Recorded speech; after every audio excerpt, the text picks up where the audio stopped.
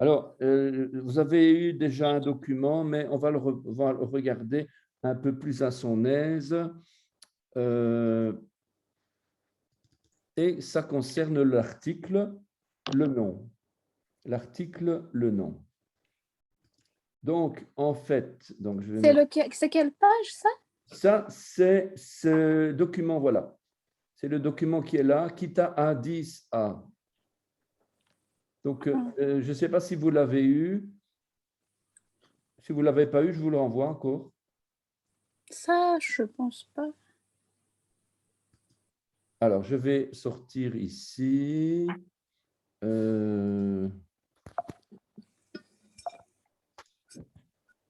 Voilà, je ferme le partage et je revois.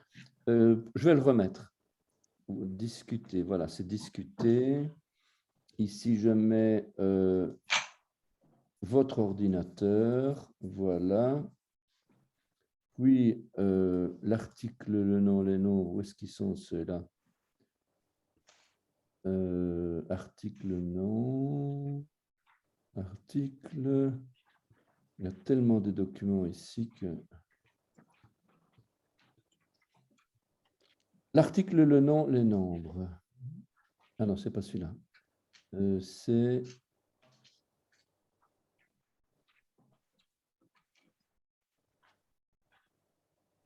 Je vais retrier par ordre de nom. Voilà.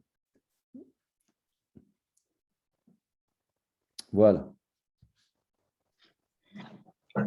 Voilà. Normalement, donc, il va arriver. Voilà. Si jamais vous y accédez, vous pouvez l'ouvrir. Il est à votre disposition. Donc, c'est Kita A10A. Voilà. Et donc, ici, maintenant, donc, moi, j'ai repris ce document.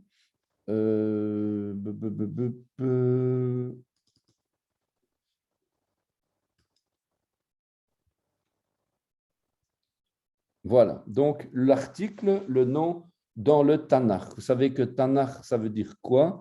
C'est trois lettres, trois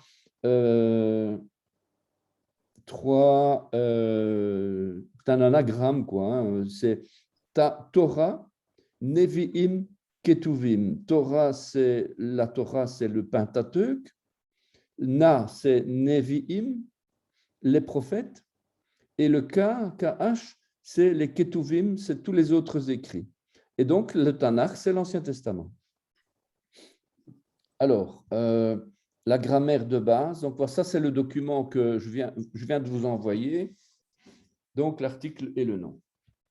Alors, on a déjà entamé, je vous ai déjà parlé de ça l'autre fois, mais on le reprend. Donc, on a ici les formes grammaticales les plus courantes dans lesquelles on va parler des compléments d'objets. Compléments circonstanciels, on aura des compléments d'objets indirects ou directs, on va parler de l'article et de certains groupes nominaux. Puis après, on verra l'état absolu, les nombres, les genres, etc. Il y a un autre document pour les nombres et les chiffres. C'est un domaine assez particulier qu'il faudra prendre très lentement parce que les chiffres, c'est tellement d'histoires à comprendre là-dedans qu'on va le prendre à son aise. Pas compliqué, hein, mais compter de 1 à x, y, c'est pas difficile, hein, mais il y a des conjugaisons, enfin des trucs comme ça. Alors, bon, on a des formes grammaticales les plus courantes et au départ, on a d'abord cette langue hébraïque, lachon ivrite. Lachon ivrite, qu'est-ce que c'est lachon ivrite? J'agrandis, lachon ivrite. Donc, quand vous lisez de droite vers la gauche, c'est le lamed, le shin, le vav et le nun. Vous voyez ici. Lamed, shin, vav, nun. Donc, on dit la, shon, c'est donc la langue. Et ici, ivrite, c'est un aïn, c'est une consonne qui n'a pas de vocalisation. Maintenant, si on met un i, alors à ce moment-là, ça devient i. On aurait pu avoir a, o, u, n'importe quoi. Mais en tout cas, aussi, c'est i. Le vet avec un cheva, donc c'est iv. Le resh de roche avec un I et un Yod pleinement écrit, donc c'est Ivri, et le Tav à la fin, donc Ivrit, Lachon Ivrit. Alors, Lachon, je vous donne à titre indicatif la racine hébraïque, donc 3956, Lachon, qui s'écrit avec ou sans Vav, et on a aussi Lachona. Lachon, Lachon, Lachona. Alors, ça veut dire quoi? Mais ça veut dire la langue, le langage, la bouche, aussi le lingot. Comique d'ailleurs qu'on parle du lingot d'or, lingot. En tout cas, la langue des hommes, la langue comme organe de la parole, la langue des animaux, une langue de feu. Voilà, donc ça c'est Lachon. Et puis, on a l'autre mot, Ivrit. Et Ivrit, c'est hébreu, mais hébreu, ça vient de quoi? Ça vient du verbe abar. Avar qui veut abar, mais on peut dire avar puisque c'est aïn vet resh. Donc, le mot hébreu, en fait, vient du verbe passer, passer au-dessus, faire passer, parcourir, continuer, traverser, l'au-delà, au-delà. Vous voyez, prendre les devants, passer, aller, se précipiter. Et puis, on a toute une série d'autres sens, passer, croiser, traverser, marcher sur, au-delà, passer au travers, rattraper, etc. Vous voyez, hein? Et au point 6, d'ailleurs, regardez bien, abar veut dire émigrer, quitter son territoire.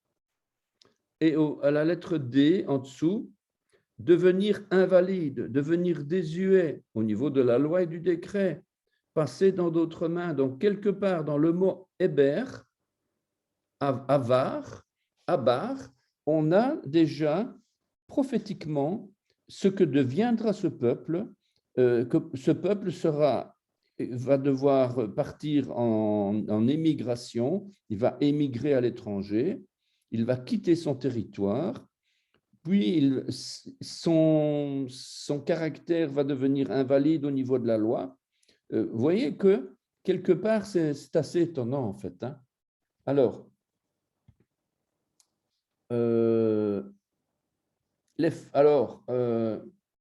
j'ai lancé l'enregistrement, oui, je me souviens. Alors, donc, on a Lachon Ivrit, donc cette langue, elle est partiellement analytique. Analytique, car elle exprime des formes, on appelle, ça vient du latin, ces formes datives, ablatives, accusatives. On n'a pas l'habitude de les utiliser dans l'hébreu. Ceux qui ont fait du latin ou du grec, peut-être le comprennent. Quoi qu'il en soit, ce qu'on va comprendre, on va mieux comprendre quand on va parler de complément d'objet indirect, comme complément d'objet direct, donc COS, COI, COD, etc. Alors, le datif correspond au complément d'objet indirect, ou on dit aussi complément d'objet second, soit un complément introduit par une préposition en français. L'ablatif, lui, correspond généralement au complément circonstanciel, tout particulièrement donc de moyen. Et vous verrez quelques petits exemples, vous comprendrez tout de suite. D'ailleurs, on rentre directement dans un exemple avec le complément d'objet indirect, ce qu'on dit le datif en latin. Et ce complément d'objet indirect, c'est d'une forme grammaticale qui indique soit une destination, soit une direction, soit un objectif à atteindre, comme par exemple, voilà, je vous donne une phrase, le fleuve apporte la fertilité aux champs. Donc, le terme aux champs, c'est celui à qui le fleuve apporte quelque chose. Donc, ce aux champs, ce terme va être modifié avec un suffixe. On va mettre sur Auchan, en hébreu évidemment, hein. Ici c'est en français, mais le mot qui va être écrit en hébreu, on va devoir ajouter, donc on va prendre la racine du mot champ, on va devoir ajouter un suffixe. Un suffixe, vous savez que c'est à votre gauche, à la fin du mot à votre gauche. Et donc on va ajouter un suffixe. Le datif, donc ce suffixe, c'est une contraction de la préposition elle. Qu'est-ce que ça veut dire elle? Bien sûr, on dit Elohim, mais ok, d'accord, mais c'est aussi une direction, une destination, un but à atteindre, un goal. Pour un footballeur, c'est un goal, quoi. Et cette préposition va se traduire en français par des prépositions comme on connaît à, vers, pour, etc.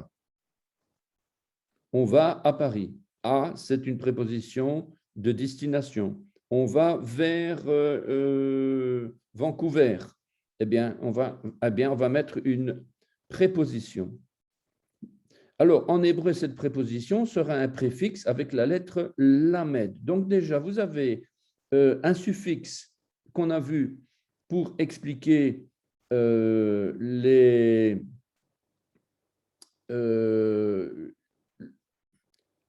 contraction, et on a ici un objectif. Donc déjà deux choses différentes, et ce préfixe, ça va être le lamed. Le lamed. On va arriver. Donc on appelle, alors je tourne la page, on appelle ce préfixe, le lamed, hein, un morphème. Un morphème, c'est une forme minimum douée de sens. Donc quand je vous mets le lamed devant la racine, ce préfixe est en rouge ici, eh bien, ce préfixe a beaucoup de signification. Ce n'est pas juste une lettre.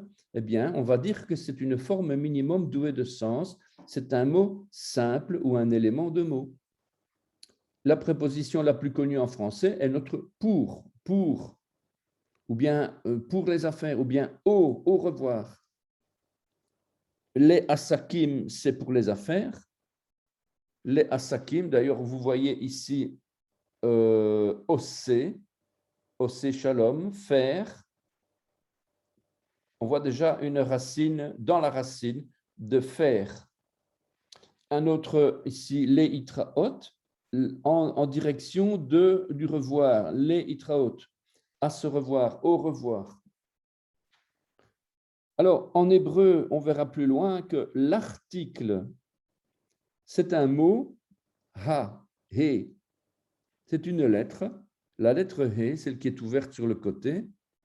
Et lorsque ce morphème lorsque le morphème précède cet article, qui est un préfixe déterminatif, ha, de ce dernier disparaît l'aspiration finale, et donc la lettre he, qui indiquait l'aspiration, mais la voyelle a, elle va se maintenir pour signaler que le nom qu'elle précède est bien défini. C'est une phrase alambiquée, mais vous allez tout de suite comprendre. Voilà les havera. C'est quoi les havera? Les havera, c'est pour, havera, haverim, haverot, c'est une amie. Donc, pour une amie. Les havera, pour une amie. La havera, pour l'amie. Quelle est la différence entre les deux? C'est que pour une amie, c'est pour une amie n'importe laquelle. On s'en fout, peu importe, pour une amie. Tandis que si c'est la havera avec un patar au lieu du sheva, eh bien, c'est une amie qui est bien définie, bien circonstanciée, elle est vraiment déterminée. On dit un préfixe déterminatif. Ah, c'est pour ça que je parle d'un préfixe déterminatif, c'est-à-dire que je détermine de manière précise et claire. Ah, et c'est ce qu'on avait vu dans Bereshit. Pourquoi est-ce qu'on sait que Bereshit, ce n'est pas le commencement, mais un commencement? Parce que c'est B. Si on avait voulu dire ce commencement, c'est le premier, on aurait mis là. Donc, un Bereshit. Autre exemple ici, pourquoi? Pourquoi c'est la ma? Oups, pardon. Donc, lama, donc le lamet, c'est pour. Le ma ici que vous voyez, c'est quoi? Donc, pourquoi? Pour lamet, ma, quoi? Un autre exemple, psaume de David, psaume pour David, ou bien psaume à l'attention de David. On va voir Mizmor, les David. David, vous voyez bien Dalet, Vet avec un Irik, le I, et de nouveau Dalet. Donc, on a David.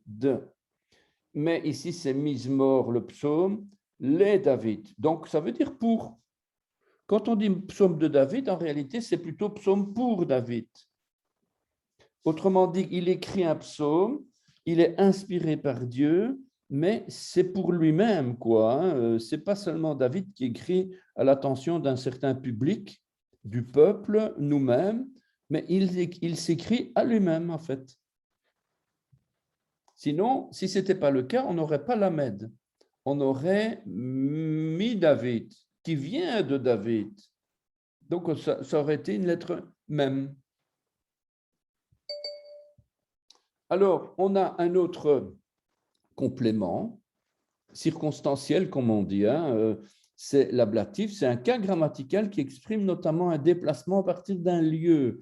Vous reprenez la phrase de Psaume 130, verset 1, « Des profondeurs de l'abîme, je crie vers toi ». Donc, je le lis, « Shir hama'alot mima'a makim kera ticha Adonai ». Alors, je clique ici. Donc, mima'a makim. Alors, qu'est-ce que c'est mima'a makim? Donc, on a ici ma'amak. Ma'amak, c'est quoi? Ben, c'est un mot qui veut dire gouffre, abîme, profondeur. Donc, vous avez déjà deux mêmes qui se suivent. Ma'amak, gouffre, abîme, profondeur. Et ce ma'amak, c'est déjà quelque chose qui provient, puisqu'on a déjà une lettre même devant. Comme vous voyez ici, il y a une lettre même, ça veut dire qui provient de amak. Et qu'est-ce que c'est amak? C'est profond, c'est caché, c'est des cavernes. En fait, c'est un verbe qui veut dire rendre profond, être plongé, s'enfoncer. Donc, ma'amak veut dire qui provient de s'enfoncer. Donc, si on veut dire un gouffre, on va dire qui provient de s'enfoncer. Et puis, on a ici des profondeurs de l'abîme, donc c'est le même qui a en rouge ici, au début, quoi. Donc, c'est le premier même. Alors, ce complément circonstanciel, ce même, hein, il se rattache au verbe en préfixe, c'est-à-dire au début, comme vous le voyez là à droite. Le début, c'est toujours à droite. Et ça apporte une précision sur les circonstances, le lieu, mais parfois le temps, la manière, le but. Et ce n'est pas uniquement un lieu. Hein. Makom, c'est qui provient de... voilà, donc c'est un lieu. Mais on a d'autres éléments qui peuvent être du temps ou de la manière à faire les choses ou un but. Donc, ces circonstances, c'est les circonstances dans lesquelles l'action, elle se déroule. Alors, ce complément n'est pas un complément essentiel. Si on le supprime, la phrase, elle reste correcte et garde plus ou moins son sens. Donc, ce type de complément n'est pas, il est fréquent, mais il n'est pas indispensable. Bien sûr qu'on ne va pas faire des erreurs de grammaire, mais même si vous ne le mettez pas, on va quand même comprendre. Et on va quand même comprendre où on veut en venir. En hébreu, le mi, c'est une contraction de min. Vous voyez ici la lettre même et la lettre nun sophite, et en dessous du même, il y a un iric, donc c'est min, qui marque l'extraction, l'origine ou le point de départ. Et se traduit par la préposition française de, du, en provenant de, depuis. Vous voyez ce que je veux dire, hein? Exemple, le mot psaume signifie deux choses différentes. Le psaume, qu'est-ce que ça veut dire psaume? C'est mismor, qui provient du chant, c'est-à-dire qui provient du fait de parler en paroles coupées, comptées et mesurées, qui provient du fait de chanter des louanges, de faire de la musique, de jouer un instrument de musique. C'est l'origine, le point de départ, quoi. Mais Mizmor, ça veut dire aussi qui provient de Mizamar, qui provient de l'élagage, et où le verbe zamar veut dire tailler. Donc, c'est pour ça que Yeshua disait qu'on doit être taillé pour porter toujours plus de fruits. Donc, important que les psaumes, quand on lit les psaumes pour se faire plaisir, c'est aussi, pas seulement pour se faire plaisir, mais c'est aussi pour se sanctifier, puisque l'élagage, c'est aussi un lien avec la sanctification, quoi, où on doit s'approcher de Dieu, on doit être coupé. Ici, il y a quelque chose qui n'est pas correct dans notre vie, il faut le couper. C'est ça que Dieu, c'est Dieu qui coupe, en fait, voilà. Si on coupe nous-mêmes, c'est même tant mieux. Alors, d'autres expressions, voilà ici, me'ain. Me'ain, c'est mais d'où, D apostrophe où. C'est comme si je disais D apostrophe où. De quelle origine? Un autre mot, me'eifo. Me'eifo. D'ailleurs, souvent vous entendrez ça, me'eifo à ta garde. D'où est-ce que tu habites? D'où est-ce que tu viens? Me'eifo. D'où? De quel endroit? Et ici, on a un passage ici que j'ai oublié de donner la référence. Bon, j'ai dû la mettre quelque part, je l'ai oublié. Jacob leur dit, mes frères, d'où êtes-vous? Ils répondirent, nous sommes de Haran. Va yomer lahem Yaakov à Chai, donc à ses frères, Me'ain atem va yomeru mecharan anachnu.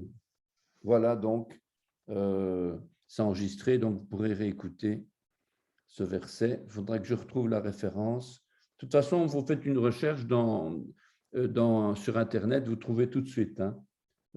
Jacob leur dit, mes frères, d'où êtes-vous? Ils répondirent, nous sommes de Haran. Tout de suite, vous allez trouver la référence. Donc, ici, je l'ai oublié, mais... Et enfin, quelque chose d'extrêmement important. Donc, on a ce fameux complément d'objet direct qui est représenté par l'alpha et l'oméga, mais en hébreu, c'est Aleph Tav. Ce complément d'objet direct est très important et il va dépendre du verbe. Il sert à désigner l'être ou la chose sur laquelle porte l'action exprimée par le verbe. Au commencement, Dieu créa quoi? Les cieux. Et quoi? La terre. Donc, Bereshit bara Elohim et Hashamaim ve et Aretz. Et donc, c'est ce fameux et qui est un complément essentiel qu'on ne peut pas supprimer, qu'on ne peut pas déplacer, sinon on va changer la phrase. Ce et est directement relié au verbe sans préposition. Alors, exemple, la jeune fille donne une rose. La jeune fille, elle la donne. Que donne la jeune fille? Qu'est-ce que donne la jeune fille? La jeune fille donne quoi? C'est la rose que donne la jeune fille. Eh bien, donc ici, la rose, c'est le complément d'objet direct. Et l'accusatif ou le complément d'objet direct se traduit par l'ajout d'un petit mot devant l'objet. Et. Donc, Aleph Tav, hein, le premier et le dernier, quoi. Hein. Donc, on est en train déjà de viser l'objet visé par Dieu. Aleph Tav, on voit déjà la présence de Yeshua qui est là. Donc, le premier exemple dans la Bible, Bereshit bara Elohim et Hashamaim ve et haaretz.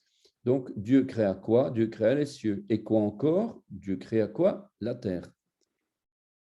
Donc, remarquez en passant qu'en hébreu, on intervertit le verbe avec le sujet. En fait, ici, c'est au commencement, créa Dieu, les cieux et la terre. Vous avez remarqué ça, Bereshit au commencement, bara, créa, Elohim, Dieu, Hashamaim, les cieux, et ve'et haaretz et la terre. Donc, on intervertit, le sujet vient après le verbe en fait. Cette particule Aleph Tav, donc est obligatoire pour marquer le complément d'objet direct, mais attention, uniquement lorsque celui-ci est défini, bien clairement défini, déterminé, quoi. On le verra plus loin, cette particule et, elle est divine, car elle est composée du aleph et du tav, le premier et la dernière lettre de l'alphabet, la première et la dernière lettre, confirmant en cela la parole de l'apôtre Jean en Apocalypse 1,8, 21,6 et 22,13, qui, devons-nous le rappeler, a été probablement écrit en grec, mais sous l'inspiration de la langue hébraïque, selon laquelle chaque lettre possède un sens prophétique, ce que n'a pas le grec.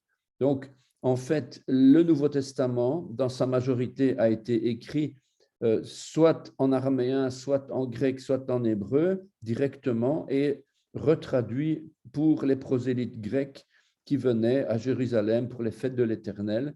Donc, on a ces fameuses fêtes de l'Éternel, et les Juifs devaient venir en pèlerinage. On a d'ailleurs 3 fêtes de pèlerinage et les Juifs devaient venir. Et donc, c'est pour ça qu'on parle de prosélytes dans les Actes des Apôtres et dans le Nouveau Testament, c'est que tous ces Juifs-là qui étaient à l'étranger, ils devaient faire leur pèlerinage et venir à Jérusalem. Et donc, c'est pour eux qu'on a commencé à écrire, traduire en grec la parole de Dieu, quoi. Mais on voit bien que les textes ont été écrits avec une pensée hébraïque parce que les formules, les dialogues, les idiomes, comment est-ce qu'on dit, les formes idiomatiques, comme on dit, c'est typiquement de l'hébreu, quoi. Il y a des choses, il y a des formules qu'on ne comprend même pas pourquoi c'est écrit en grec. Ça n'a pas de sens parce que justement, c'est traduit. Voilà ici alpha oméga, Apocalypse 1,8, Apocalypse 21,6 et Apocalypse 22,13.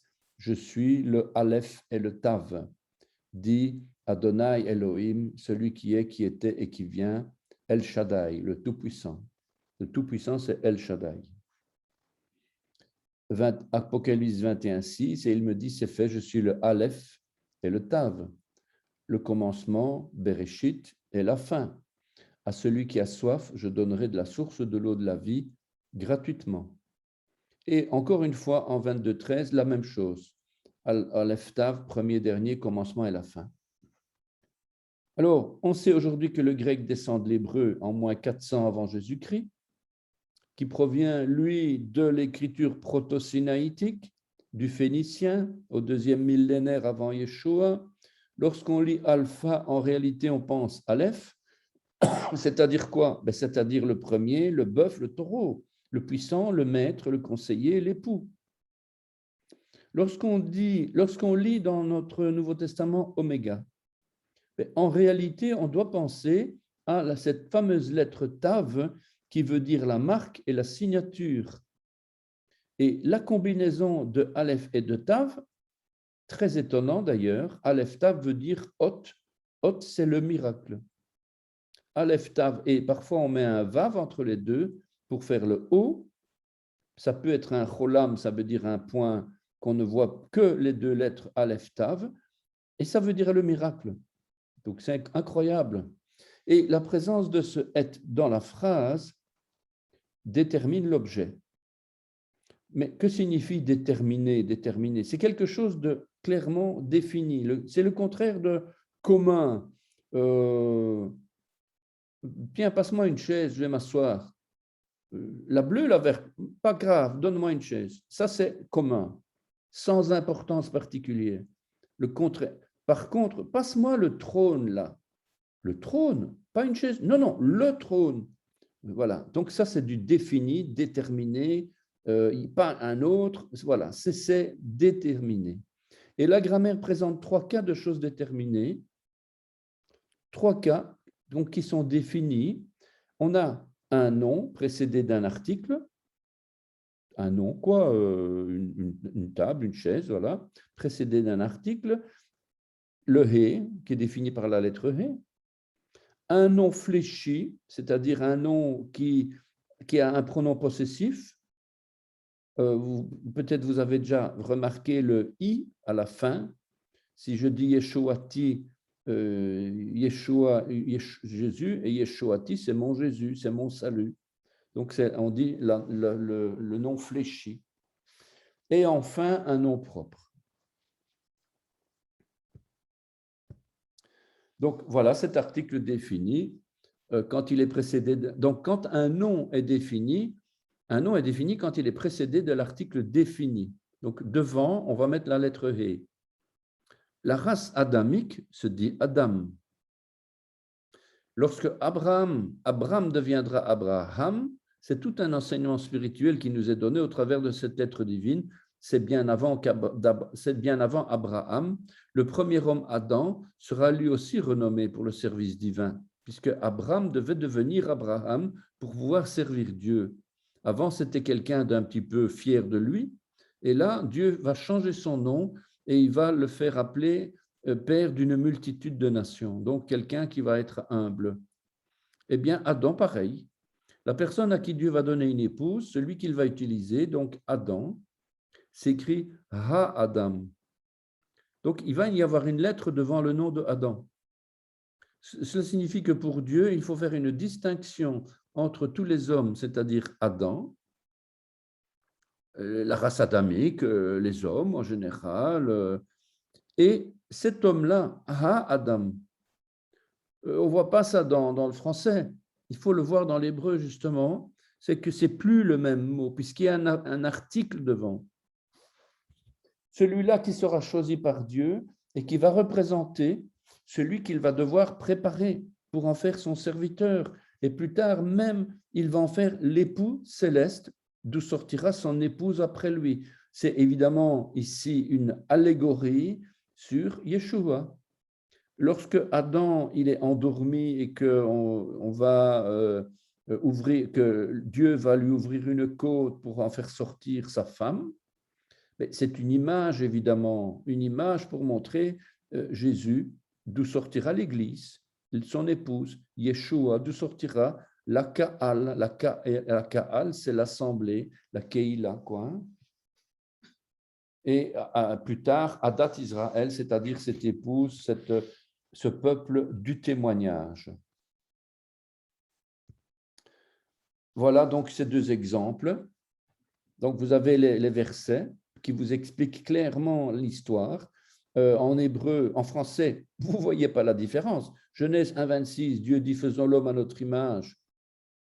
Et en bas, Genèse 2,21, l'Éternel Dieu fit peser une torpeur sur l'homme. C'est exactement le même homme, hein? En français bien du moins.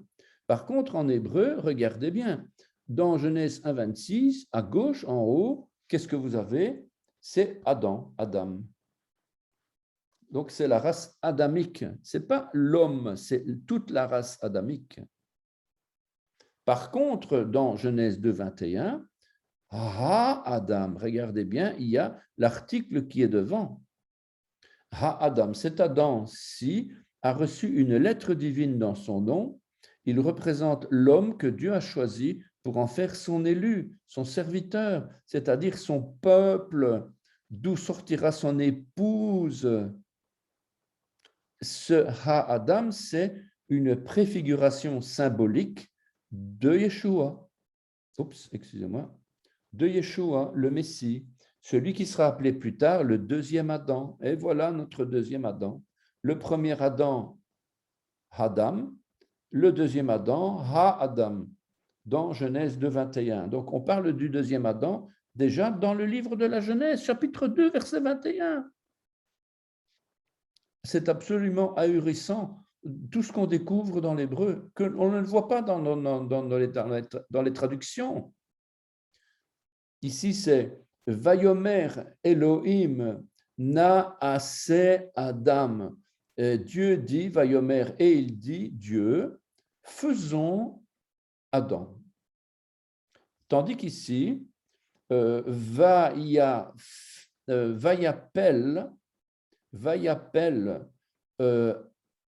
Yod He Vav He Elohim, donc Yahvé Elohim. Donc là, c'est Elohim tout court. Dieu dit, c'est Dieu tout court. Tandis que ici, c'est l'éternel Dieu. Et il y a Yeshua dans le coup cette fois-ci. Yod He Vav He, c'est la présence de Yeshua en plus. Donc, et fit peser l'Éternel Dieu, tardema, une torpeur, sur Ha-Adam, donc sur cet homme-là, pas la race adamique comme on a vu en haut. Vous voyez bien que c'est absolument faramineux ce genre de détails dans lequel nous sommes appelés à lire ces détails, à comprendre ces détails. On ne peut pas passer en outre ces détails, ce n'est pas possible. Dès le moment où on a la Torah avec l'hébreu, on doit regarder à ce genre de détails parce que ça change complètement la donne. Complètement la donne. Alors, on continue. On a ici le nom fléchi. Donc, le nom fléchi, c'est donc, voilà, on parle directement par l'exemple. Hein. Mon rédempteur, eh bien, c'est Goali. Goali, que vous voyez en bas en rouge. Alors, Goël, peut-être vous avez déjà entendu ce mot-là, le Goël, le rédempteur. Eh bien, c'est Goël. Eh bien, mon rédempteur, c'est Goéli. Et la voyelle de O va devenir A, Goali, Goali. Donc, on va appeler ça donc une flexion personnelle. Donc, c'est la manière dont les mots vont se modifier selon leur rôle dans la phrase. Bon, on peut, ici j'ai parlé du Goël, mais on peut parler de mon chien, ton chien. Le chien, c'est Kélev. Kélev. Si je dis mon chien, on ne va plus dire quelle vie, on va dire Kalbi. On va tout changer là, le V va devenir B, etc. Et on va dire Kalbi. Ton chien, on va dire Kalbecha. Voilà. Donc, et ici, donc, c'est Job 19, 25. Il est écrit mon rédempteur, ou un rédempteur se dit Goël, et mon rédempteur, c'est Goéli. Voilà, Goéli. Goali, puisque ici j'ai écrit Goéli, mais en réalité, c'est Goali. C'est bien un A en dessous du Aleph, comme vous le voyez ici. Là, c'est quelque chose que je vais devoir corriger. Goéli, parce qu'on dit souvent Goéli, Goéli, mais bon, rien à voir avec le goéland. Hein. Alors, un nom propre. En grammaire, un nom, David, Salomon, Shlomo, etc., Yaakov, etc. Un nom propre est une sous-catégorie de noms s'opposant au nom commun. Un nom commun, donc c'est un nom de substance non distincte. Bon, j'ai pris le truc de Wikipédia hein, pour montrer de quoi il est question. Donc, un nom commun est un nom de substance non distincte de l'espèce à laquelle elle appartient. Un nom propre, par contre, au contraire, désigne toute substance distincte de l'espèce. Elle sort du lot, en fait, hein, c'est ça, elle sort du lot à laquelle il appartient. Il ne possède en conséquence aucune définition spécifique, sinon référentielle, et n'a de signification qu'en contexte subjectif ou par des éléments de sa composition. Je repris telle quelle la définition de Wikipédia. Donc ici, vous avez Shlomo. Shlomo, c'est Salomon. Tsarfat, c'est la France. Yarden, c'est la Jordanie, etc. Voilà, donc 3 exemples des noms propres. Alors, ici, quelques exemples pour avoir un objet déterminé. Un objet déterminé. Le premier, c'est Ani ochel et ha-tapuach. Ani ochel et ha-tapuach. Je mange la pomme. Ani ochel. Attention, le H, c'est un H, c'est plutôt un chaf. Un chaf ici. Ce n'est pas ohel, c'est ochel. Je n'ai pas mis de voyelles, parce que ce qui nous intéresse ici, ce n'est pas tellement de savoir les voyelles ou pas, c'est tout simplement de voir le et, le aleph et le tav qui va apparaître chaque fois pour dire c'est cette pomme-là, c'est ce chat-là, c'est ce David-là. Donc, Ani ochel et tatapouach, c'est cette pomme-là, je mange la pomme, là, pas une autre, celle-là. Ou bien je vois mon chat, puisque quand on dit je vois mon chat, ben forcément, la flexion, elle va dire que c'est celui-là et pas un autre, forcément, c'est logique. C'est pour ça qu'on dit qu'une flexion elle est un objet déterminé. Et elle nécessite un et.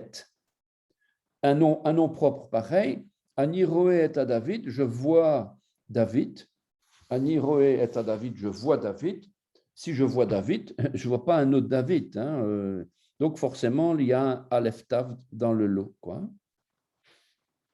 Donc, Ani ochel et atapuach, Ani roe et chatuli, Ani roe et David. Si maintenant l'objet est indéterminé, je mange une pomme, n'importe laquelle, la bleue, la verte, la jaune, la rouge, ça m'est complètement égal. Alors on va dire Ani ochel tapuach. Tout simplement, il n'y a pas d'article, il n'y a pas de et, parce que c'est une pomme quelconque. Et la première phrase de la Bible énonce une action indéterminée. Je vous l'ai déjà dit 100 millions de fois, donc vous le savez maintenant. La première phrase de la Bible énonce une action indéterminée, ce qui laisse à penser que l'expression au commencement n'est pas correcte et qu'il aurait mieux fallu pour les traducteurs traduire par à un commencement. Le texte nous fait penser que le commencement est le premier, alors que le mode indéterminé laisse à penser qu'il y aurait eu d'autres commencements avant celui qui a décrit dans la Bible. Donc, Bereshit et Barashit, je vous ai expliqué, Bereshit c'est dans un, et Behareshit, contracté en Bareshit, c'est au commencement. Donc, voilà, donc je vous ai donné les deux. Quand vous ne mettez pas les voyelles, comme par exemple ici, ben vous ne voyez pas les voyelles. Eh bien ici, vous voyez bien que ce n'est qu'une question de voyelles, B ou Ba. Si vous ne mettez pas les voyelles, vous n'êtes pas censé avoir une contraction d'un E ou d'un A. Vous voyez, donc c'est pour ça que la vocalisation, elle est extrêmement importante. Elle change la donne complètement. Alors, il est plus qu'évident que sans loupe, parce que bon, parfois, les textes sont plus petits que ce que je vous donne ici avec des grandes lettres. Donc, il est plus qu'évident que sans loupe, il faut un œil exercé pour voir la différence entre les deux écritures, dont la caractéristique est précisément un problème de trait de lettres. On comprend mieux pourquoi Yeshua disait en Matthieu 5, 18, « Car je vous le dis en vérité, tant que le ciel et la terre ne passeront point, il ne disparaîtra pas de la loi un seul iota. » Ça, c'est du grec, mais en fait, il a dit un seul yud, ou le i c'est la plus petite lettre, ou un seul trait de lettre, jusqu'à ce que tout soit arrivé. Celui donc qui supprimera l'un de ses plus petits commandements et qui enseignera aux hommes à faire de même sera appelé le plus petit dans le royaume des cieux.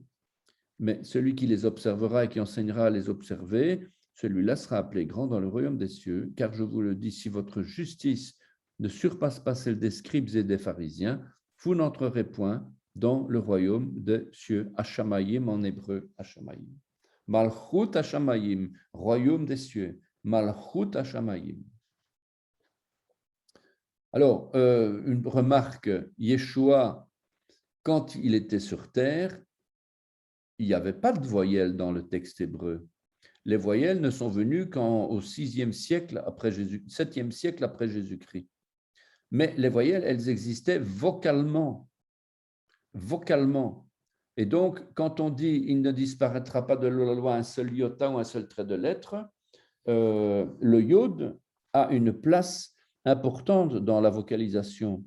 Les traits de lettres, on les retrouve, pas seulement pour les voyelles, mais on les retrouve aussi dans certains textes d'origine de Ésaïe, où ce sont des traits de lettres d'accentuation aussi. Donc, il n'y a pas que de la voyelle, hein. Il n'y a pas que de la vocalisation, il y a aussi des accents, il y a aussi des symboles pour chanter, des symboles de cantillation, etc.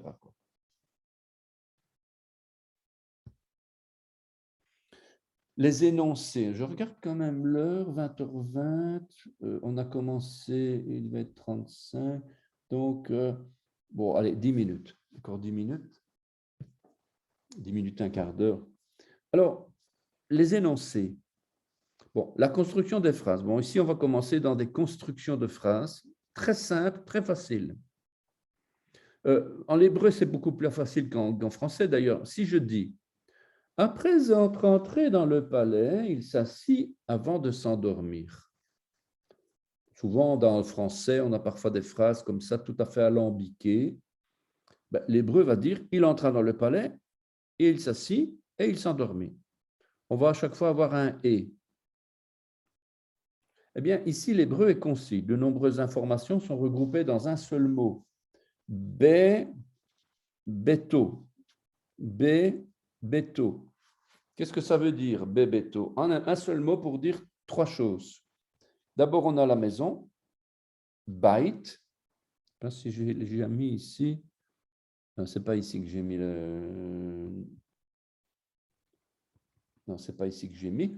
Donc, bebeto, donc là, dans sa maison. Donc, le B en vert, c'est dans. Le bet, il est conjugué, il est accordé parce qu'il est entre un suffixe et un préfixe, donc il est beto. Par contre, s'il est tout seul, on ne va pas dire bet, on va dire bait. Bethléem, la maison du pain. Pourquoi est-ce qu'on dit Bethléem et pas Bathléem? Parce qu'il est justement inclus entre, dans un état construit avec un nom à côté. En tout cas, ici, Bait va devenir bête. Puis, on a sa maison. Ici, c'est un adjectif possessif qui vient en fait de hu ou de ho, qui va devenir ho. Hu, on dit hu, c'est lui au masculin. Un autre mot ici en dessous, l'écartanu. L'écartanu, nous l'avons pris, ou bien tu nous as pris. Donc, on a là-dedans la racine, bien sûr, le sujet et le complément. Donc, on a tout dans un petit mot comme ça. On a plusieurs informations, en fait. C'est un mécano, vraiment comme un Lego. Il suffit d'ajouter à droite, à gauche, au milieu parfois aussi. L'article. Alors, en français, on a le, la, les, ou bien un article indéfini, on va dire un. Donc, on a quand même bien en français l'article défini et l'article indéfini. Donc, c'est clair, c'est comme en hébreu. Mais en hébreu, il n'y a pas d'article indéfini. Si je veux dire un jour, je veux dire yom.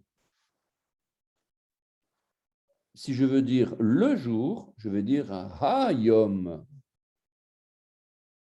Quand un mot doit être déterminé, il prend l'article défini. Remarque que les noms propres qui sont déjà déterminés n'ont pas besoin évidemment d'article. Je ne vais pas dire ha-David pour dire le David qui est là. C'est David, tout court, c'est un nom propre.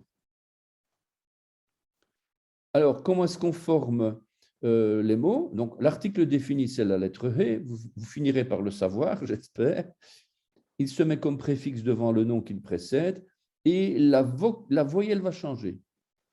Autrement dit, il va être généralement vocalisé avec un patar. Qu'est-ce que c'est un patar? C'est un petit trait horizontal en dessous de la première lettre et qui va être le A. A. La lettre qui le suit, normalement, va être redoublée. Et comment est-ce qu'on va redoubler? Avec un petit point à l'intérieur, un dagesh, si on peut, parce que ce n'est pas toujours possible. D'abord, on a ici un roi, Melech, avec un Ségol et un Sheva. Melech avec Mem avec Ségol, Lamed avec Ségol et Chafsofit avec un Sheva. Puis on écrit le roi, Ha-Melech. Comment est-ce qu'on va changer le mot? Vous avez vu que je mets un article ha devant avec un patach. Qu'on va dire d'ailleurs ha. Le mais de Meller, il va rester mais, sauf que on va ajouter un dagesh à l'intérieur.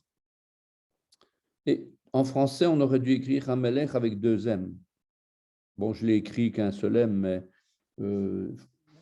pour être un petit peu logique, en fait, on est en train de redoubler, c'est-à-dire de donner de l'intensité à la lettre même, quoi. Ça veut dire dans les os de la vie. Un jour, Yom, donc vous voyez bien ici en dessous, hein? Un jour, Yom, et le jour, Ha-Yom. Et dans le Yod, il y a un point. Vous avez vu? Ha avec un patach, et dans le Yod, il y a un point. Je suppose que jusqu'à présent, ça va pour certains. Si éventuellement vous avez des questions par après, vous pouvez prendre note, hein, les noter. Je prends d'autres exemples. Alors, cet article définit le, la, les. Il est invariable en genre et en nombre. Il est représenté par la lettre He vocalisée placée devant le mot, avec lequel elle forme le mot. Contrairement à l'article en français, donc le devient au féminin la et au pluriel masculin les, ou au féminin pluriel les. Mais en hébreu, cette lettre ne va pas changer. Elle est et elle reste invariable. Si je veux dire un livre, c'est faire, le livre ha, c'est faire. Et si je veux dire les livres, ha, c'est farim. Mais ça va toujours être ha, c'est farim. Ça ne va pas être haïm, c'est farim ou un truc avec un im derrière, quoi, hein. Le he, ça reste le he. C'est c'est une lettre qui est un petit peu à part. Alors, il y a des petites règles. Bon, c'est enregistré, donc vous pourrez réécouter par après, parce que c'est quand même des règles, et quand on a des règles, c'est parfois, faut parfois revenir, essayer de comprendre, etc. Mais alors, il y a une première règle. On a 5 lettres. Le chet, le aïn, donc on est ici, hein, le chet, le aïn, le aleph,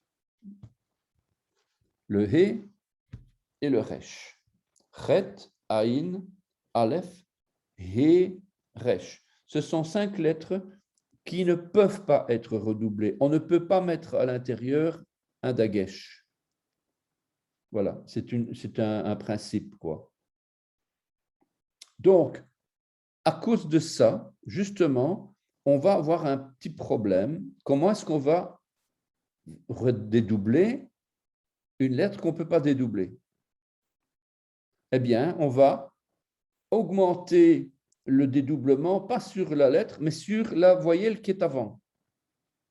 Et devant la voyelle, c'est quoi? C'est le kamatz, puisque l'homme c'est ish, homme c'est ish, l'homme c'est ha-ish, et que dans le aleph ici, je ne peux pas mettre un dagesh, eh bien, le patar que je vous avais expliqué juste avant, il va devenir un kamatz, puisque le kamatz, il a ici une forme de prolongation de la voyelle. Vous savez que kamatz, c'est une des voyelles A qui est plus longue.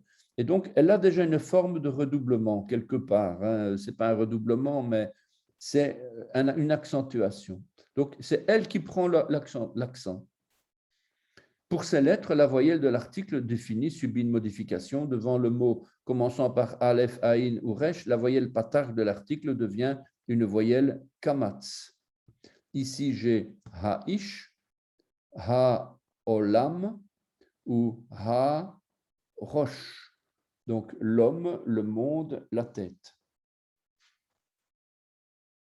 Alors, devant un mot commençant par ha, ha, cho, a, la voyelle patar de l'article devient une voyelle ségole. Donc, ce sont des règles, j'en peux rien, c'est comme ça. La foule, c'est hamon. La foule, c'est hamon. Hamon. La maladie, une maladie, c'est choli. La maladie, c'est He-Choli. Une vision, c'est Azon, Chazon. Excusez-moi, à chaque fois j'oublie de gutturaliser la lettre, c'est Chazon. Une vision, c'est Chazon. La vision, c'est He-Chazon. Le passé, ici, c'est He-Avar. He-Avar. Et Avar, je ne sais pas si vous avez vu, le passé, c'est le nom que l'on donne aux Hébreux. L'ivrit, l'hébreu, ivrit, ever, héber, c'est la même racine que le passé. Donc, vous voyez bien que l'hébreu, les Hébreux, en général, tout Israël est un peuple qui est passé, un peuple qui a une origine, un peuple qui vient de loin et qui a un passé. Voilà. C'est pas pour dire qu'il n'en faut plus, c'est pas ça. Le passé, ça veut dire qu'on en a besoin justement pour le présent, quoi. Alors, certains mots ont leur première voyelle changée lorsqu'ils sont définis par l'article. Un pays, vous avez peut-être entendu déjà Eretz, Eretz Israël. Le pays, c'est Eretz. Mais si je veux dire le pays, je vais mettre un article devant, mais je vais devoir changer le Haaretz. Le E de Eretz va devenir Haaretz. On va dire Haaretz. Si j'ai un état construit, qu'est-ce que c'est un état construit? Ce sont deux mots collés par un petit mappiq.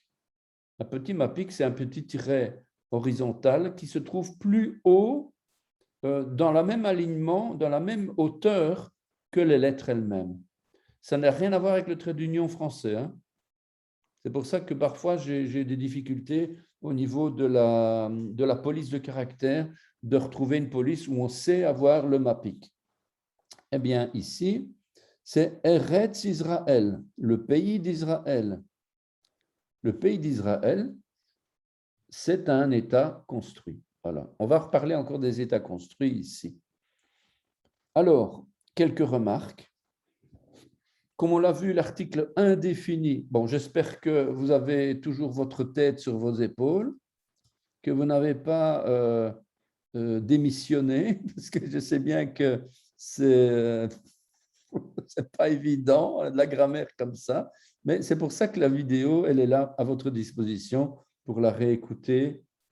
Et si j'ai mal exprimé quelque chose avec des doutes ou quelque chose qui n'est pas correct ou il manque des infos, eh bien, il ne faudra pas hésiter à m'en faire part. En tout cas, ici, comme on l'a vu, l'article indéfini n'existe pas en hébreu. La lettre He sert d'article défini et se rattache au mot qui le suit.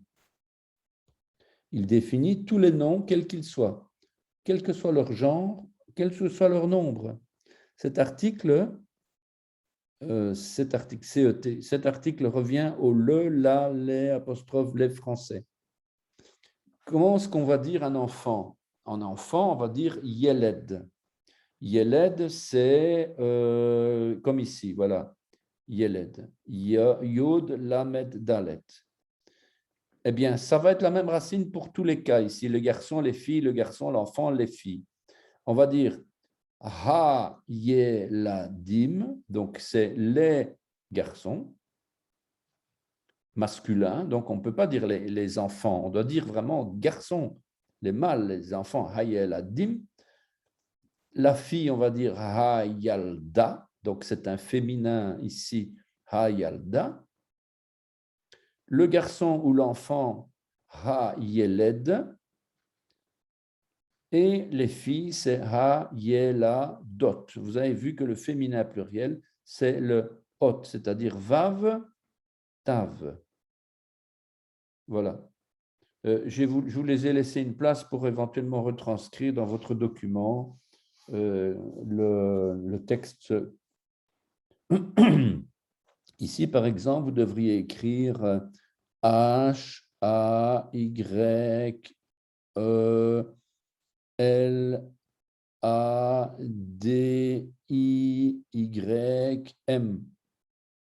Ici, vous devriez écrire, par exemple, H-A-Y-I-G-R-A-L-D-D-A-H.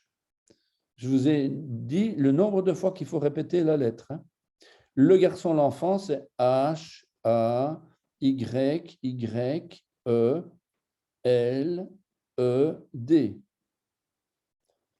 Et enfin, les filles, Hayeladot, c'est H-A-Y-E-L-A-D-O-T.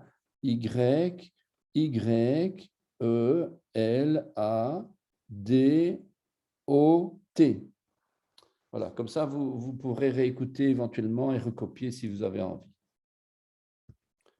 Alors, on a quelques exceptions, comme toujours, hein, des noms propres, mais comme des noms de pays ou voilà, le Negev, hein, par exemple, ben, il n'y a pas. Pourtant, c'est le Negev, quoi. Eh bien, les noms propres, par contre, en sont dépourvus. Contrairement au français, il n'y a pas d'article défini devant les noms de pays, mais on a des exceptions. Voilà les 3 exceptions. Normalement, on n'aurait pas dû avoir d'article, puisque c'est un nom propre, quoi. Et pourtant, le Negev, on va dire Ha-Negev. Le Jourdain, on va dire Ha-Yarden. Le Golan, on va dire Ha-Golan. Voilà, c'est des exceptions, quoi. Mais en principe, on ne met pas d'article. Hein, ce sont des exceptions. L'adjectif qualificatif et l'adjectif démonstratif qui accompagne le nom défini portent lui aussi l'article défini. C'est plus compliqué que le français parce qu'on est habitué, par exemple, le gentil garçon, on va écrire le gentil, le garçon. C'est comique, hein? Le gentil, le garçon. Ha-Yeled, Ha-Nechmad. Nechmad, c'est gentil. Nechmad. Eh bien, on va écrire Ha-Yeled, le garçon. Ha-Nechmad, le gentil. C'est comme ça. 3 lettres ensuite qui servent de préposition et qui précèdent l'article. On va reparler des lettres utilitaires plus tard, mais en tout cas, on a des lettres. J'ai déjà ici 3 exemples. C'est le lamet qu'on a vu plus haut avec la direction. La lettre bête avec le dent, ça c'est vers, ça c'est dent. Et le kaf, c'est comme. Donc, on a les, b, ke. Alors, ces lettres-là donc, vont absorber l'article défini et vont changer ainsi la vocalisation. C'est exactement ce qu'on a vu ici précédemment dans le mot Bereshit. Alors, il enseigne l'hébreu dans mon bureau. Comment est-ce qu'on va dire? Il enseigne l'hébreu dans un bureau. Eh bien, on va dire Hu lomed ivrit be mesrad. Be mesrad. Misrad. Je ne sais plus si c'est mi ou me. Misrad. Donc, Hu lomed ivrit be misrad. Si je veux dire il enseigne l'hébreu au bureau, ce n'est pas dans un bureau, c'est au bureau, c'est-à-dire dans ce bureau-là, eh bien, on va dire Hu lomed ivrit ba misrad. Le E devient A. Ce n'est pas pour le plaisir, c'est parce que justement ici c'est ba, non, c'est B ha misrad. Donc c'est dans le bureau. Et donc le BH devient bas. Il y a une contraction, le He disparaît et il ne reste plus que le patar. Et là, on sait très bien que c'est défini. Voilà. Alors, qu'est-ce que j'ai après? On a la suite, le nom et les groupes nominaux. Donc, on continue toujours dans ce domaine. On a des composés, des non composés. On a ici un groupe nominal. Et le nom. L'hébreu est une langue concise. Un seul nom, comme un seul verbe, peut supporter de nombreuses informations. Regarde, on l'a vu plus haut déjà. Donc, le mot maison, c'est bait. Bait. La maison, ça va habait. Sa maison, beto. Dans sa maison, babeto. Alors, l'article plus le nom, donc dans Habait, ici, Habait, on a l'article plus le nom. J'ai un exemple ici. Et les hommes qui assiégeaient l'entrée de la maison dans Genèse 19, 11. Donc, on est à Sodome et Gomorrhe déjà, et on a des hommes qui assiégeaient l'entrée de la maison de Lot. Et ici, on a Petach, Habait. Petach, comme Petach Tikva, c'est la porte de l'espérance, c'est une ville. Eh bien, Petach Habait, c'est la porte de la maison, c'est l'entrée de la maison. Beto, c'est le nom Bait avec l'adjectif possessif qui est derrière, le sa. Dans sa maison, c'est ba baito, donc préposition plus nom plus adjectif possessif. J'espère que vous comprenez tout ça. Je vous donne comme ça, tant qu'on est là, le mot bait avec le patach en dessous de la lettre bête. Ça, c'est la racine. C'est le mot racine, 1004. Et cette racine n'est pas la racine primaire, c'est simplement une racine qui vient d'une racine 1129. Je ne l'ai pas mis ici, mais en tout cas, on a, ça c'est un nom commun, une maison, une prison, une famille, un intérieur, au-delà, etc. Par contre, maintenant, si je veux avoir, donc avec un patach, vous avez vu, patach, dagesh, le yod avec un irik, donc baït. Maintenant, si je vais voir des noms composés,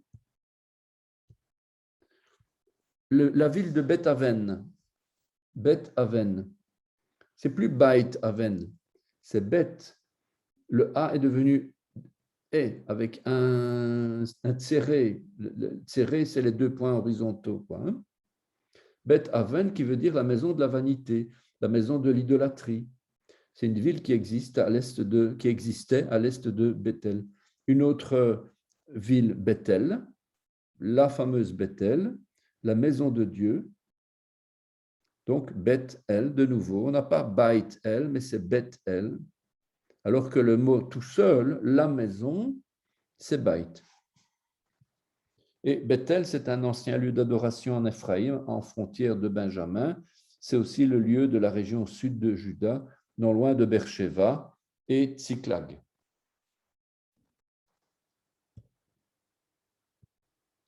Alors, il existe des groupes pronominaux, des groupes nominaux qui se contentent de juxtaposer des noms pour traduire des réalités plus complexes.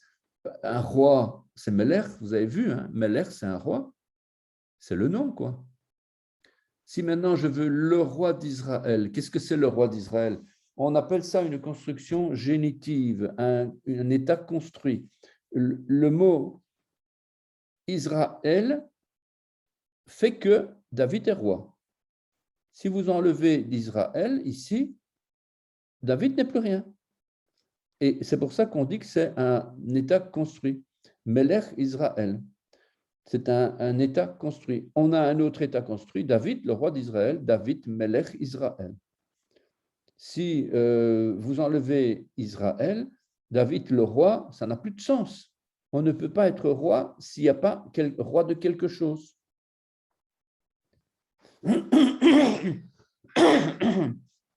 Ça rend le roi humble. Hein, parce qu'on ne peut pas être roi s'il n'y a pas un peuple, un pays, une nation, quoi.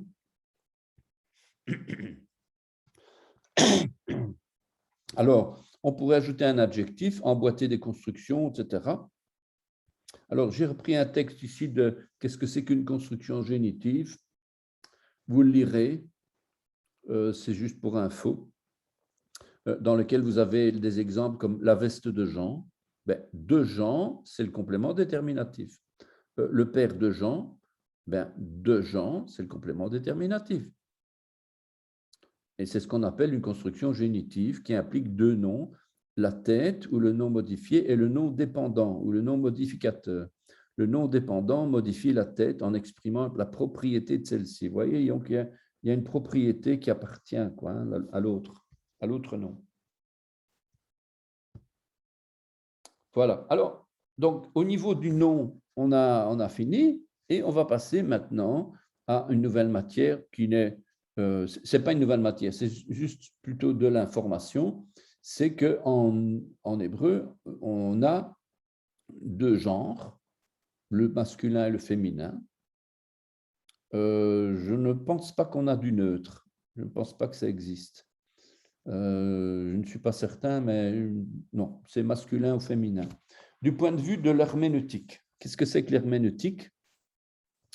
C'est la science de l'interprétation des textes, comme on a dans les écoles bibliques. Dans les écoles bibliques, on apprend l'herméneutique, on apprend l'exégèse, on apprend l'eschatologie, donc il y a des thèmes comme ça, des mots grecs en fait. Et bon, ici, l'herméneutique, c'est la science de l'interprétation des textes. C'est une science. Il faut décoder certains mots. Quand on parle d'une femme dans la Bible, pourquoi est-ce qu'on parle d'une femme? Il faut savoir que la femme représente généralement un peuple. Eh bien, ici, dans ce système d'interprétation, donc, du point de vue de l'herméneutique, d'une séquence de signes complexes ou de symboles, la notion du genre est fondamentale. Donc, masculin-féminin. Elle est fondamentale pour la bonne compréhension du texte biblique. Je vous donne un exemple, je pense que je vous en avais parlé. Lorsqu'il est parlé, par exemple, l'Éternel, le Dieu des armées. Les armées, Tsevaot, Adonai Tsevaot, vous connaissez ça, Adonai Tsevaot. C'est du genre féminin. Hôte, c'est un hôte, c'est un féminin pluriel. Donc, on a vite tendance à y voir des armées célestes d'anges, alors que le genre des anges, dans l'hébreu, je parle bien dans l'hébreu, je ne parle pas du sexe des anges, je parle du genre des anges, c'est masculin. Et le genre du peuple d'Israël, c'est féminin. Le genre de l'Église, c'est féminin. Les armées en question, c'est quoi alors? C'est le peuple de Dieu. Adonai Tsevaot, c'est nous sommes les armées de Dieu. Et ces armées sont évidemment soutenues par les anges dans le combat. C'est clair que nous n'avons aucune puissance sans Dieu, sans l'Esprit, sans les anges, c'est évident. Mais nous sommes là et les anges sont à notre, pas à notre disposition, mais à notre service. Voilà. Preuve en est que toute la Bible déclare que les anges remportent la victoire si nous sommes sur nos genoux et si nous intercédons et si nous combattons. Si on ne prie pas, les anges n'ont pas de puissance. D'autres exemples nous sont apportés, comme le Saint-Esprit est féminin, le vase du potier est féminin, le Messie, la semence, c'est masculin.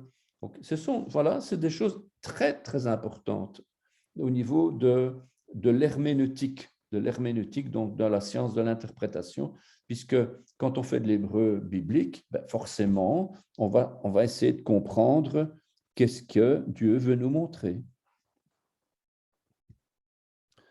Au niveau des nombres, on a 3 nombres. On a le singulier, je ne parle pas des chiffres, je parle des nombres.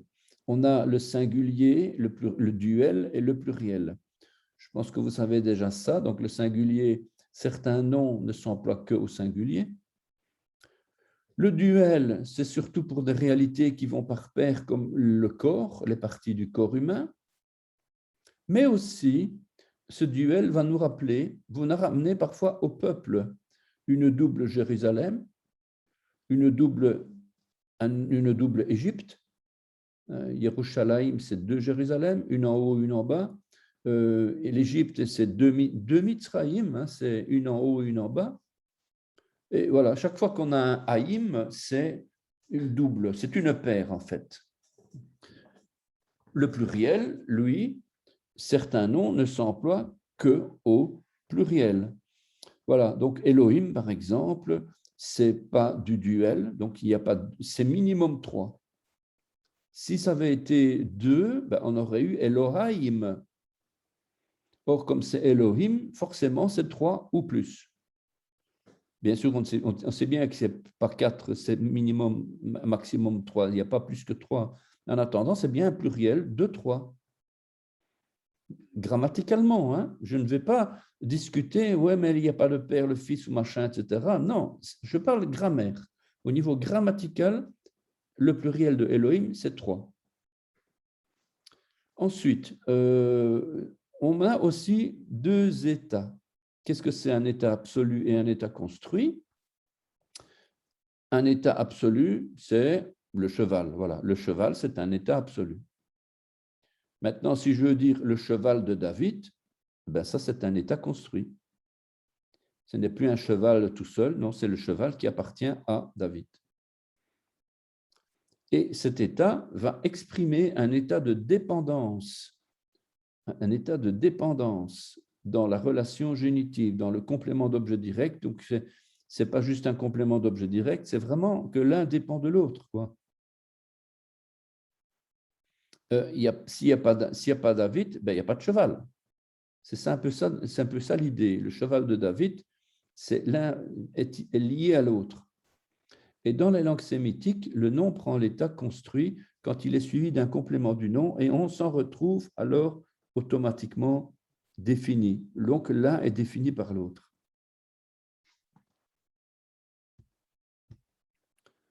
Alors, évidemment, le genre et le nombre, ça se conjugue. Et ici, c'est d'une règle générale que peut-être vous connaissez déjà. Le genre et le nombre se marquent par la finale du nom. Après ça, quelle heure il est? Il est 20h50. On va arrêter. Là, j'arrête ici. Donc, on a le genre et le nombre se marquent par la finale du nom. Celle du masculin singulier, c'est la racine. Les 3 petits traits horizontaux, il n'y a rien à dire, c'est la racine, quoi. Il n'y a pas de terminaison. La vocalisation, quant à elle, dépend du type de nom, hein, son nombre de syllabes et la qualité de ses voyelles. Donc, vous avez au masculin, c'est la racine. Au féminin, vous allez avoir A. A, c'est quoi? Ben, sur la dernière lettre de la racine, vous allez avoir un kamatz. Oups, excusez-moi. Je suis où là? J'ai perdu. Ah, voilà. Donc, j'espère que je n'ai pas coupé. Ouais. Voilà. Donc, ça, c'est la dernière lettre de la racine, un kamatz, et puis la lettre He. C'est donc le féminin. Au pluriel, c'est la racine avec im. Sur la dernière lettre, sous la dernière lettre, on va avoir un iric, plus un yod, plus un même sophite. Et c'est ça qu'on va avoir Elohim, Elohim, im, avec un iric et un yod. Tsevaot, les féminins pluriels, c'est vav, tav. Le duel, ben, on a le im, mais on a en plus du im, on a un haïm. Et qu'est-ce que c'est le haïm? C'est un patar en dessous de la dernière lettre. Hashamaim, les cieux, Hashama, maïm, eh ben, sous le même de maïm, on va avoir un patar pour faire haïm. Mais comme c'est du masculin, c'est shamaim. Si le mot est féminin, alors à ce moment-là, on va avoir ataim. Ataim. On n'a pas souvent ataim des féminins duels, mais en tout cas, c'est toujours un kamatz ici, le tav avec un patar, et voilà. Voilà, donc je vais m'arrêter ici. Qu'est-ce que j'ai après? Jacques, tu as envoyé où le fichier là sur le mail ou sur Ici, je l'ai affiché ici, je vais arrêter de partager. Je l'ai mis là, dans discuter. moi je vois pas. Là, C'est vous où? avez discuté. Là, vous pouvez discuter, là, Sur la conversation. dans les conversations. Ouais, j'ai pas reçu moi. Ouais, moi non plus, en Comment fait. ça?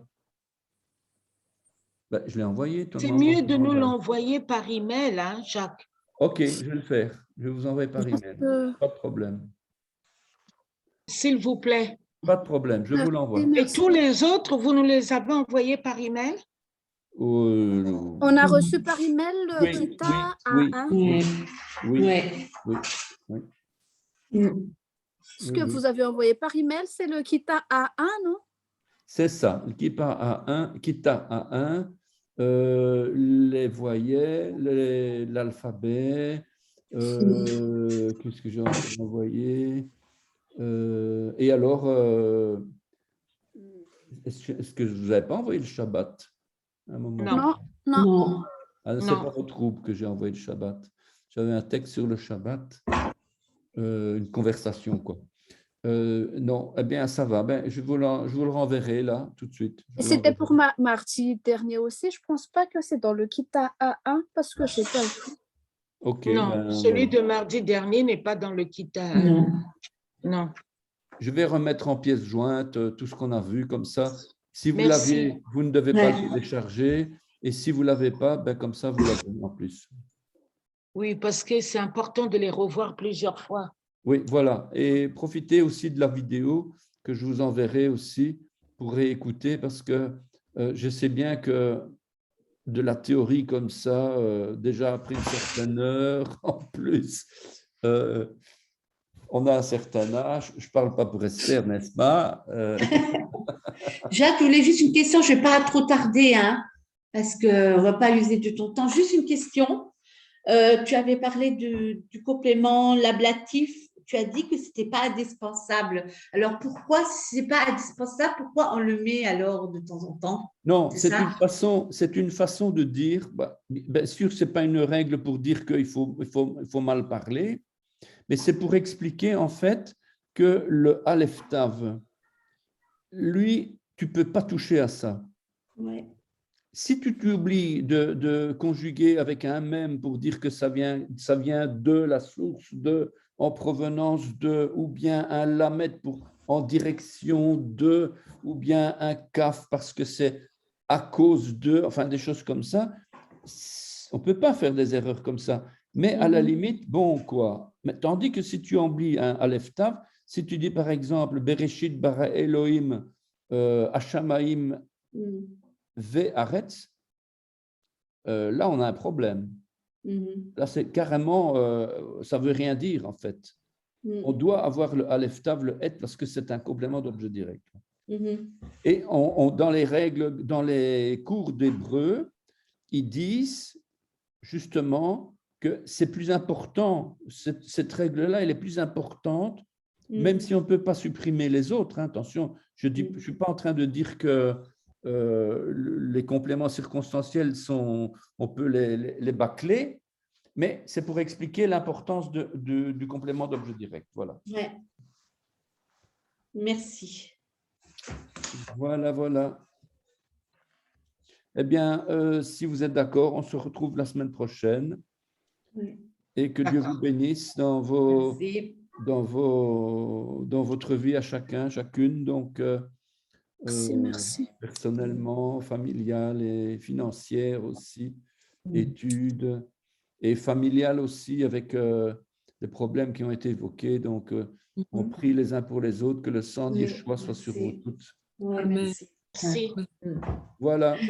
Pas béni. Merci, Jacques. Je vous souhaite Au une revoir, bonne soirée. Jacques. Jacques. Sois béni. Merci. Bonne soirée. Shalom à vous. Shalom. Au revoir. Shalom, ouais. Au revoir. Shalom.